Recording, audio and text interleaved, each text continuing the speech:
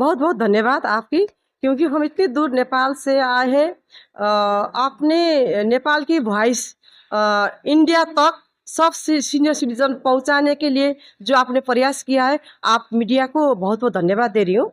और हम नेपाल से, ना सिर्फ नेपाल से, भारत की ये वरिष्ठ नागरिक के इनवाइट में हम यहाँ पर आए हैं। यहाँ हम ये सीनियर सिटीजन का टोली टीम 16 लोग यहाँ पर आए हैं। र यहाँ हम अपने पहचान और नेपाल में सीनियर सिटीजनले नासिब नेपाल ने नेपाल के सीनियर सिटीजन के अधिकार के लिए क्या क्या अभी तक काम किया है, इस बारे में भी हम यहाँ पर जानकारी देंगे। और नेपाल की पहचान, नेपाल की कला और नेपाल की शान संस्कृति हम यहाँ दिखाएंगे। जो हमने 2 यहाँ पर डांस रखे, जिसमें उसमें नेपाल की राष्ट्रीयता, नेपाल की गौरव और नेपाल की शान के कोई झलक हम यहाँ पर संदेश देने के लिए आए हैं। और स्पेशल हम इस प्रोग्राम में वरिष्ठ नागरिक पूरे टीम को भी हम वहाँ को भी हम बधाई शुभकामना देने के लिए हम आए हैं। और इंडिया ये वरिष्ठ नागरिक जो है महासंघ सीनियर सिटीजन के हक में क्या क्या काम किया है, कैसा कैसा काम किया है, ये भी सीखने के लिए, जानने के लिए हम यहाँ पर आए हैं। और इसमें हम अभी पूरे टीम सीनियर नासिब की टीम यहाँ पर आए हैं। इसके लिए जो हमें इनवाइट किया वरिष्ठ नागरिक ने, वहाँ सब परिवार को हम बहुत बहुत नेपाल नासिब के तरफ से धन्यवाद। पशुपतिनाथ रक्षा करो, कृपा करे। ये जो कार्यक्रम अंदर हो रहा है उसके हार्दिक सफलता के भी हम शुभकामना बधाई देने चाहते हैं। क्या क्या सुविधा उधर से मिलते हैं? हाँ, वहाँ पर वो तो सामाजिक सुरक्षा भत्ता उनको, जैसे यहाँ पर महीना की कितना मिलता है उधर? महीना की अभी 3000 ना 4000 अपना उधर 4000 4000 पर मंथ 4000 वो मिलता है। और 70 साल के बाद? 70 साल के बाद, उससे भी 70 साल पुगा तो उसके 4000, उसके बाद फिर 80 90 100 के बाद उसके उसी हिसाब से 2000 उसमें प्लस करा है। और उसमें और 70 पूरे औषधि फ्री, निःशुल्क औषधि फ्री। और ये यातायात में डिस्काउंट, ऐसे 50% डिस्काउंट।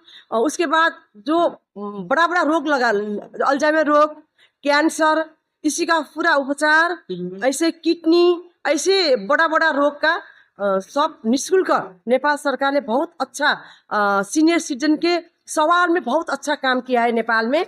वो सम्मानजनक काम है। फिर भी अब ये नासिब नेपाल सरकार से मिलकर हम फिर भी बहुत कानून अभी ड्राफ्ट बन रहा है। ये कानून भी नेपाल सरकार से रिक्वेस्ट करके हम ये कानून भी ले आ रहे हैं नेपाल में। नेपाल सरकार ये सीनियर सिटीजन के सवाल में बहुत गंभीर है, बहुत गंभीर है। बहुत अभी सुविधा भी बहुत दे रहे हैं। अच्छा, आपको जो जेएनजी जो मैंने आपका जो आंदोलन हुआ उधर, अभी इसके बाद क्या कोई आपका अच्छा अभी इलेक्शन हो रहा है? नहीं, ऐसा है ना, जेएनजी जो आंदोलन हुआ था उसमें ऐसा है ना, जेएनजी का जो मांग था वो सराहनीय मांग था, जायज मांग था। मगर उसमें कोई घुसपैठ हुआ, वो राजनीति हमें मालूम नहीं है। हम राजनीति बारे में हमें मालूम नहीं है ना। अभी बहुत अच्छा है जो जेएनजी ने जो आंदोलन किया, उसके प्रति स्वरूप जो अभी वहां पर चुनाव हो रहा है, ये भी एक पॉजिटिव मैसेज जा रहा है, परिवर्तन। क्योंकि जेएनजी अभी का ये पीढ़ी चेंज चाह रहे हैं, जो होगा अच्छा होगा। अभी तो बहुत अच्छा है, नेपाल में शांत है, बहुत अच्छा है। हाँ, ये नासिब नेपाल, इसका केंद्र ऑफिस काठमाडौँ ललितपुर शंखमूल में है। और ये नासिक के अंदर इसका वो संघ ब्रांच 77 जिला में इसके ब्रांच है। इसमें अभी 85 लाख पता चल रहा सॉरी इसमें 30 लाख सीनियर सिटीजन इसमें आबद्ध है। इसमें 85,000 एक्टिव होकर इसमें काम कर रहे हैं। और इसके अभी 1700 इसमें अभी क्रिया देश भर के वरिष्ठ ज्येष्ठ नागरिक का हक अधिकार के लिए वहाँ पुल के काम, वकालत र स्थानीय सरकार, प्रदेश सरकार र केंद्र सरकार में अपने वो गांव, घर, शहर, स्थानीय में जो सीनियर सिटीजन ने जो समस्या भोगा है वो सवाल में वहाँ पर पैरवी खबरदारी कर रहे हैं। ये भी अभियान अभी नासिक ने ये बहुत सम्मानजनक ये कदम चाला है। I am V. Ramarao, President, Federation of Senior Citizen Associations of Tamil Nadu, and we are affiliated to this All India Senior Citizen Confederation. And there are about 15,000 members today has come as a delegate. And in Tamil Nadu, we have got about 22 branches, covering about 10 to 15,000 of members. We are representing about 14 of our delegates have come here to represent. And mainly the focus on the railway concession is being denied for the past 4 years.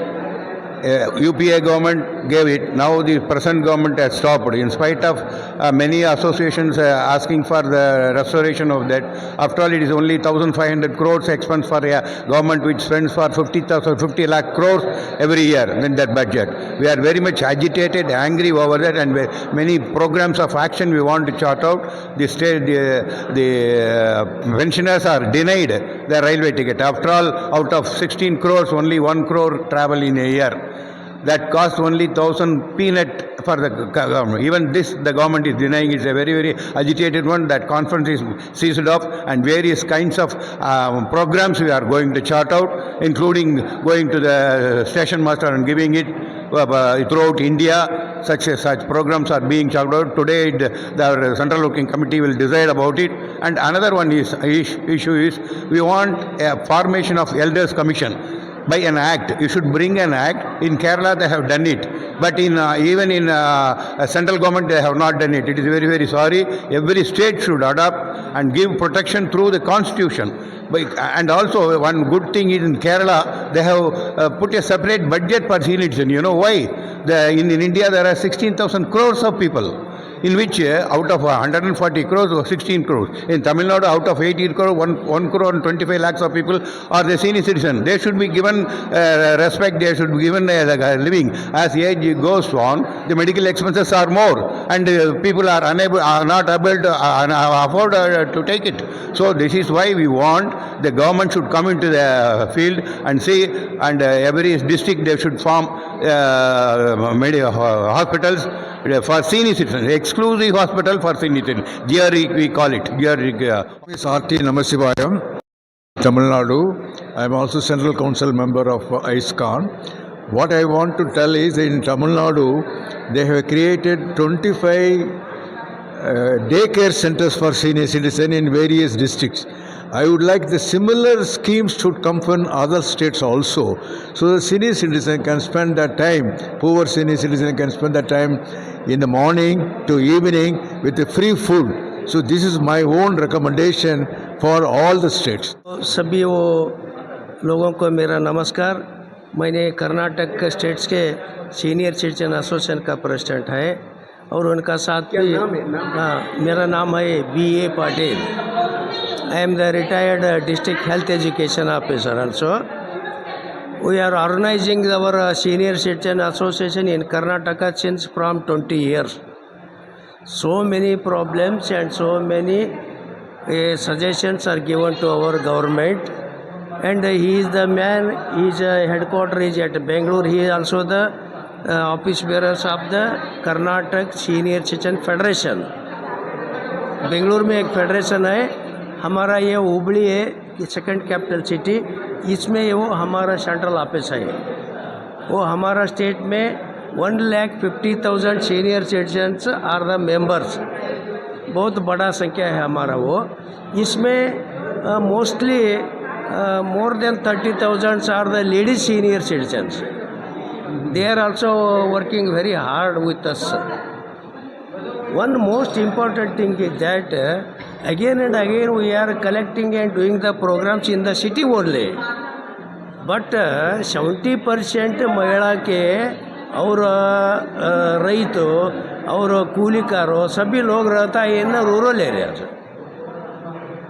इसके वास्ते our association taken the first program in rural areas. Our association having 36 branches. Most of the branches are working in the rural, not in the city. And then our association is a coordination with our Karnataka state government. Mostly they are all the over India. State association are requesting to their state ministry and government to do the facilities for seniors.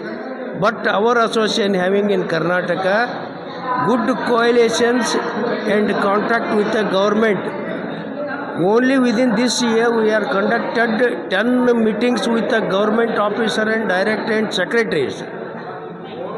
Even though government are given so many facilities and some important facilities they don't care, when we do in last December month a state level hesitation dharna satyagraha against the Vidhan Saudha.